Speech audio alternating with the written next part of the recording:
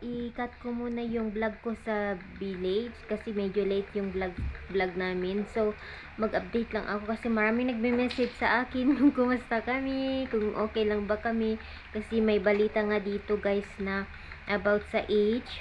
And, nangyari ito kahapon. So, gusto ko sanang i-update kayo kasi, Nora, okay lang ba kayo dyan? Ang dami nagme-message sa akin. Thank you sa inyo ate, mga kuya, mga viewers natin na concern. So far, yung balita kasi na yun guys, tawag nito, about sa age, yung alam nyo sa pager, shortcut ko na lang, bali, ko lang ito update. Yung pager guys, lahat ng merong ganun na hawak ng mga age, so, nag-boom, nag-blow. So, hindi nila alam kung bakit. So, yun ang daming nasaktan, may mga batang nadamay, merong yung alam nyo, basta yung mga nakahawak lang na figure kasi ang story nito is dahil ang kabila is na kikita nila, na detect nila yung kung yung mga alam nyo kung kapag makipag-communicate ang age ganyan through cellphone. So, ang ginawa ng leader ng age dito, nag-order ata sila ng pager doon sa Taiwan ata yun, and then ewan ko, ganun ang short na alam ko naman na napapanood nyo guys, and then natiktikan ng kabila. So ang ginawa, para ewan ko, nag-i-investigate sila kung bakit nangyari yun sa age. Parang may nilagay silang chip sa pager, and then yun, lahat ng nakahawak ng ganun ng pager na alam nyo ng mga age, nakahawak ng mga ganun guys, nasugatan sila, yung iba namatay. So far ngayon is 3,000 ang injured. Lahat ng na-distribute nila daw na pagers ito is more than 3,000. So almost yung 3,000 na yun is merong namatay, meron din yung mga alam nyo, grabe yung mga isingit ko yung, hindi ko sana ito i-update sa inyo, kaya lang marami nagme-message sa akin. So isingit ko yung mga marami, alam nyo, dinilit ko kasi yung mga video, pwede ko sanang i-insert to dito, kaso ayaw kong ipakita kasi baka maano ako ni YouTube, kasi bawal yon.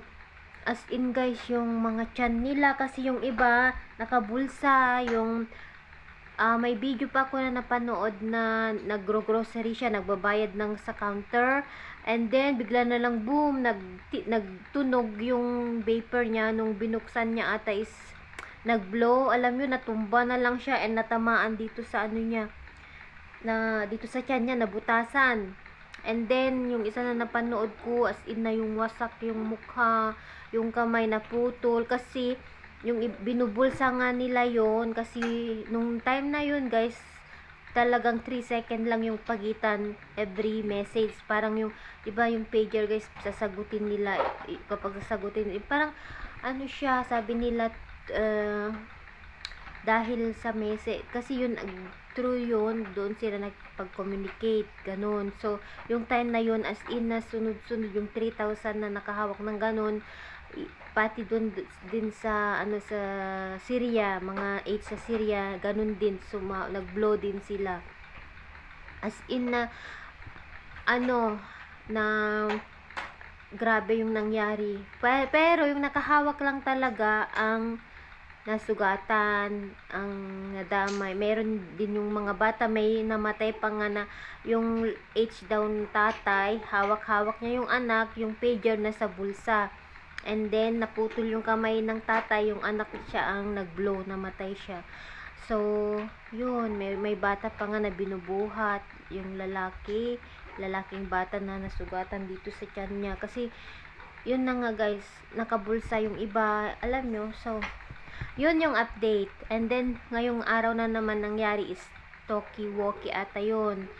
Ganun na naman. Kasi ayaw nang gumamit ng, napag-isipan ng AIDS na gumamit ng ganitong technology ba tawag doon, kasi nga na-detect nila pag cellphone. So yun, napag-isipan ng leader ng age na maggamit sila ng pager, pero natiktikan sila ng kaya yun, unti-unti silang inuubos. So far I think 400, hindi ako nagkakamali, ngayong araw ulit is 400 yung injury, at saka mayroon ding ewan ko, 12 at ang namatay guys. Yung ngayong araw, so pangalawang araw na ito na sunod-sunod na ang nangyari is ganun sa mga age yung na alam nyo, yung mga ganung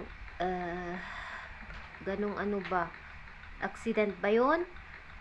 Hindi naman siguro accident kasi lahat sabay silang nag-blow. So ayun, pero hindi naman daw umamin ata ng hindi nila inaamin. And then bukas magsasalita yung leader dito ng H. So far naman, ang delikado lang kasi yung kapag katabi mo yung H na hindi mo alam na may mga gamit pala siya, alam nyo, like yung pager, madadamay ka. So far naman ata is konti lang yung nadamay na hindi H. Pero mostly yung 3,000 na distribute nila yon. May 3,000 na H na nakahawak ng pager and lahat yun nag-blow sila. Yung alam nyo, nasugatan sila. Yung isa pa nga, wasak na yung ulo guys. Siguro yung alam nyo, tinitignan niya, ganyan. Tapos yung anak ng isang deputy dito ng H namatay din kasi nakahawak siya ng ganun. And then yung sabi din ni Mr. yung bodyguard ng leader nila dito, yung pinaka-leader nila dito, namatay din siya. Pero nagtataka sila bakit yung leader ng H, alam nyo, hindi siya nakahawak ng pager. So, ewan ko. So, yun yung update namin sa mga nagme-message sa akin. So, isingit ko lang itong vlog ko ito guys para mai-continue ko yung vlog ko sa village. Bale, late na kasi yun. Last week pa yung vlog namin na yun. And pinutol-putol ko lang ba yung dinivide ko kaya medyo matagal. So, yun. Yun lang yung update ko. So, i-continue ko yung vlog ko sa village guys. And then after that, balik tayo sa daily vlog. Ganun. So, yun lang. Thank God, okay kami. Hindi naman ganun na ano. Yung mga na nangyayari lang ng ganun is yung mga H guys. So, hindi yung sa buong Lebanon ang nangyayari yung biktima. Hindi. Mga H lang ang ganun. Yung nasusugatan na mamatay ganun dahil doon sa issue. So, okay po kami and continue ang buhay. And sana hanggang dun lang. Walang alam nyo yung critical na mangyayari ba ganun. So, andun pa rin si mama sa village guys. Pero bababa siya after 3 days ata. Hindi na namin siya kukunin kasi yung pinsan ni Mr. bababa din sila kasi ipapacheck up nila yung nanay niya. Ganun. Magpapacheck up din ata sila. Ganun guys. So, ayun. Okay. Okay, good night guys. I-end ko na itong vlog namin. Short vlog lang ito. So, God bless you all. Thank you.